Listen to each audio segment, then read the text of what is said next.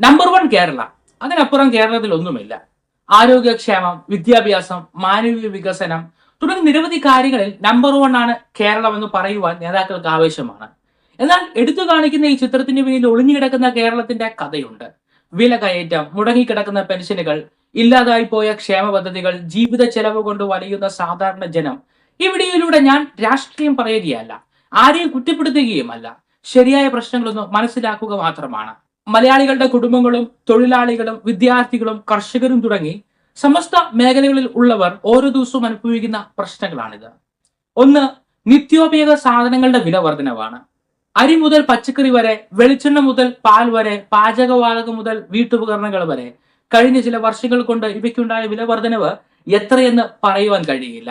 ഇതുമൂലം സാധാരണ ജനം ഞെരുക്കത്തിലായി. ദരിദ്രരായ ആളുകൾ സഹായമറ്റവരായി. ഈ വിലക്കയറ്റം ഉണ്ടായത് ഗതാഗത ചെലവ് വർദ്ധിച്ചതുകൊണ്ടും ഇന്ധന ചെലവ് കൂടിയതുകൊണ്ടും ഉൽപാദന ചെലവ് വർദ്ധിച്ചതുകൊണ്ടും പണപ്പെരുപ്പം കൊണ്ടും വിതരണം കുറഞ്ഞതുകൊണ്ടുമാണെന്ന് പൊതുവായി പറയാം.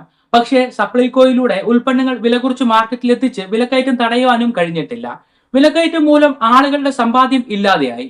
ആളുകൾക്ക് മുൻപിൽ ആകെയുള്ള ലക്ഷ്യം അതിജീവനമായി മാറി. രണ്ട്, ഉച്ചഭക്ഷണ പദ്ധതിക്കുള്ള സാമ്പത്തിക സഹായം നൽകുന്നില്ല. സർക്കാർ സ്കൂളുകളിലെ പ്രധാന അധ്യാപകർ ഇതുമൂലം പാടുപെടുന്നു. 5 മാസമായി ഇവിടുത്തെ പാചക തൊഴിലാളികൾക്ക് ശമ്പളം കുടിശ്ശികയാണ്.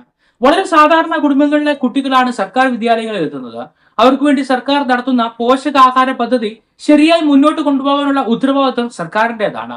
ചില മേഖലകളിലുള്ള കുട്ടികളെ സ്കൂളിൽ അയക്കുന്നത് പോലും അവർക്ക് 2 നേരം ഭക്ഷണം കിട്ടാനാണ്. 3, തൊഴിലുറപ്പ് തൊഴിലാളികൾക്ക് വേതനം കൃത്യമായി ലഭിക്കുന്നില്ല. ആയിരക്കണക്കിന് സ്ത്രീകളും അതുപോലെ പുരുഷന്മാരും ഈ പദ്ധതിയെ ആശ്രയിച്ച് ജീവിക്കുന്നവരാണ്. പക്ഷേ അവർക്ക് കൃത്യസമയത്ത് വേതനം ലഭിക്കുന്നില്ല. പലപ്പോഴും മാസങ്ങളോളം വൈകിയ ശേഷമാണ് വേതനം ലഭിക്കുന്നത്. ഇതുമൂലം ഈ പദ്ധതിയെ ആശ്രയിച്ച് ജീവിക്കുന്നവർ പണം കടം വാങ്ങേണ്ടി വരികയും ജീവിത ചെലവുകൾക്ക് പണം കണ്ടെത്തുവാൻ കഴിയാതെയും വരുന്നുണ്ട്. 4, കെട്ടിട നികുതി, വ്യാപാര സ്ഥാപനങ്ങളുടെ ലൈസൻസ് ഫീസിൽ ഉണ്ടായ വർധനവാണ്. പഞ്ചായത്തുകളും മുനിസിപ്പാലിറ്റികളും തോറും ആളുകൾക്ക് ഇവയെക്കുറിച്ച് വലിയ പരാതികളുണ്ട്. വീടിന്റെ നികുതിയും കെട്ടിട നികുതിയും ലൈസൻസ് ചാർജും എല്ലാം വലിയ തോതിൽ വർദ്ധിച്ചു. ഓരോ വർഷവും വലിയ തുകയാണ് ഈ ഇനത്തിൽ ആളുകൾക്ക് ചിലവാക്കേണ്ടി വരുന്നത്. 5, നീതി കിട്ടാതെ പോയ ആശാപ്രവർത്തകർ. കേരളത്തിലെ ആരോഗ്യ മേഖലയിലെ നെടുന്തൂണായ ആശാപ്രവർത്തകരെ ജീവനക്കാരായി അംഗീകരിക്കാതെ അവരുടെ ഇൻസെന്റീവുകൾ ആവശ്യപ്പെട്ട രീതിയിൽ വർദ്ധിപ്പിക്കാനോ ഡിമാൻഡുകൾ അംഗീകരിക്കുവാനോ തയ്യാറായില്ല. 6, മദ്യനിരോധനം വാഗ്ദാനങ്ങളിൽ മാത്രം ഒതുങ്ങി.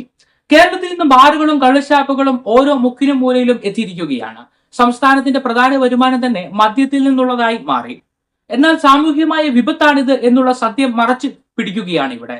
എങ്ങനെ സ്വകാര്യ വ്യക്തികൾക്ക് ഇത്ര വേഗം ബാർ ലൈസൻസും FL ലൈസൻസുകളും കിട്ടുന്നു?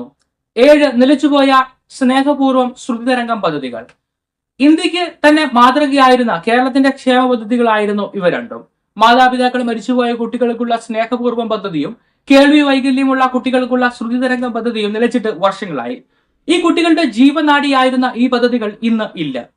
8, ക്യാൻസർ രോഗികൾക്കുള്ള ആശാകിരണം പദ്ധതി.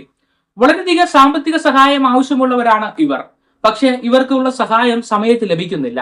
രോഗവുമായി പോരടിക്കുന്ന ഇവർക്ക് സാമ്പത്തിക ഞെരുക്കം കൂടപ്പിറപ്പായി മാറിയിരിക്കുകയാണ്. 9, ഡയാലിസിസ് രോഗികൾക്കുള്ള സഹായം. 2 അല്ലെങ്കിൽ 3 ഡയാലിസിസുകൾ വരെ ഓരോ ആഴ്ചയിലും ചെയ്യുന്ന രോഗികളുണ്ട്. ഒരു ഡയാലിസിസിന് തന്നെ കുറഞ്ഞത് 2000 രൂപയുടെ ചിലവ് ഇവർക്ക് വരുന്നുണ്ട്. ഇവർക്കൊരു ചെറിയ സഹായം സർക്കാർ നൽകുന്നുണ്ടായിരുന്നു. എന്നാൽ ഇപ്പോൾ ആ സഹായവും നിലച്ചിരിക്കുകയാണ്. പലരും 3 ഡയാലിസിസ് ചെയ്യേണ്ടടുത്ത് 2 അല്ലെങ്കിൽ 1 മാത്രം ഓരോ ആഴ്ചയിലും ചെയ്യുന്നു. ഇതുമൂലം ഇവരുടെ ജീവൻ തന്നെ അപകടത്തിലാവുകയാണ്. 10, കെട്ടിട തൊഴിലാളികൾക്കുള്ള ക്ഷേമ പെൻഷൻ. കെട്ടിട നിർമ്മാണ തൊഴിലാളികളിൽ നിന്നും എല്ലാ വീടുകളിൽ നിന്നുള്ള കെട്ടിട നികുതിയിൽ നിന്നും ഇവർക്കുള്ള ക്ഷേമ പെൻഷനായി സെസ് പിരിക്കുന്നുണ്ട്. എന്നാൽ ഈ ക്ഷേമ പെൻഷൻ മാത്രം നൽകുന്നില്ല. ഈ പെൻഷൻ അർഹരായവർ അത് ലഭിക്കാനായി മുട്ടാത്ത വാതിലുകളുമില്ല. 11, വീട് പണിയാനുള്ള പെർമിറ്റ് ഫീസ് 20 ഇരട്ടിയായി വർദ്ധിപ്പിച്ചിരിക്കുകയാണ്. മലയാളികളുടെ ഏറ്റവും വലിയ സ്വപ്നമാണ് വീട്. ഒരു ജീവിതത്തിലെ മുഴുവൻ സമ്പാദ്യവും അതിനൊപ്പം കടവും വാങ്ങി പണം ഉപയോഗിച്ചാണ് ഒരു വീട് പണിയുന്നത്. അപ്പോൾ അതിനായി പെർമിറ്റ് ഫീസായി വലിയ തുകയാണ് ഇപ്പോൾ അടയ്ക്കേണ്ടി വരുന്നത്. സാധാരണ ജനങ്ങൾക്ക് ഈ പെർമിറ്റ് ഫീസ് ഒരിക്കലും താങ്ങുവാൻ കഴിയുന്നില്ല. 12, വൈദ്യുതി ചാർജിലെ വർധന.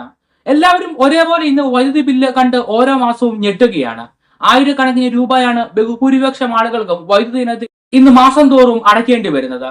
ഈ ചുരുങ്ങിയ കാലയളവിൽ 5 തവണയാണ് താരിഫ് ചാർജ് വർദ്ധിപ്പിച്ചത്. ഈ ചൂട് കാലാവസ്ഥയിൽ ഫാൻ ഉപയോഗിക്കാതെ എങ്ങനെ മനുഷ്യന് ജീവിക്കുവാൻ കഴിയും? 13 പെട്രോളിനും ഡീസലിനും ഏർപ്പെടുത്തിയിരിക്കുന്ന അധിക നികുതിയും സെസ്സും. ചെറിയ സ്കൂട്ടറുള്ള ആളുകൾ പോലും ഓരോ ദിവസവും ഇന്ധനം വാങ്ങുന്നവരാണ്. അവരുടെ ജീവിത ചെലവിനെ ഇത് ബാധിക്കുന്നതിനൊപ്പം ഇന്ധന ചെലവിലെ വർധനവ് മൂലം ആഹാര സാധനങ്ങളുടെ വിലയും ഗതാഗത ചിലവും ഡെലിവറി ചാർജുകളും വരെ വർദ്ധിച്ചു. കേരളം ഇന്ന് അഭിമുഖീകരിക്കുന്ന 13 പ്രശ്നങ്ങളാണ് ഇതുവരെ പറഞ്ഞത്. വിലക്കയറ്റം, നിലച്ച ക്ഷേമ പദ്ധതികൾ, ശരിയായ വേതനം നൽകാത്ത അവസ്ഥ, ഉയരുന്ന നികുതികൾ, സാധാരണ ജനത്തിന് മേലുണ്ടാകുന്ന സാമ്പത്തിക സമ്മർദ്ദം. ഓരോ പ്രശ്നവും പരിഹരിക്കപ്പെടണമെങ്കിൽ അത് പരിഹരിക്കേണ്ടവർ അതിനെക്കുറിച്ച് ബോധവാന്മാരാകണം. ജനങ്ങൾ ഈ വിഷയങ്ങൾ മനസ്സിലാക്കുന്നെങ്കിൽ, സർക്കാർ ഇത് ശരിയായി ശ്രദ്ധിക്കുന്നെങ്കിൽ ജനങ്ങൾക്ക് ഉപകാരപ്പെടുന്ന പദ്ധതികൾ നടപ്പിലാക്കും. അങ്ങനെ കേരളത്തിന് ഈ പ്രശ്നങ്ങളെ ഒരുമിച്ച് നിന്ന് അതിജീവിക്കുവാൻ കഴിയും. സാധാരണക്കാരാണ് ഈ സമൂഹത്തിലെ ഏറ്റവും വലിയ ശക്തി. എന്നാൽ അവരെ കണ്ടില്ലെന്ന് നടിച്ച് ഒരു ഭരണത്തിന് മുന്നോട്ട് പോകുവാൻ കഴിയില്ല. കേരളത്തിന്റെ നിലവിലെ അവസ്ഥയെക്കുറിച്ച് നിങ്ങളുടെ അഭിപ്രായം എന്താണ്? കമന്റ് ചെയ്യുക. ഈ കാര്യങ്ങൾ വാസ്തവമാണെന്ന് നിങ്ങൾ അംഗീകരിക്കുന്നുണ്ടോ? കമന്റിലൂടെ അറിയിക്കുക. ഒപ്പം വീഡിയോ ലൈക്ക് ചെയ്യുക.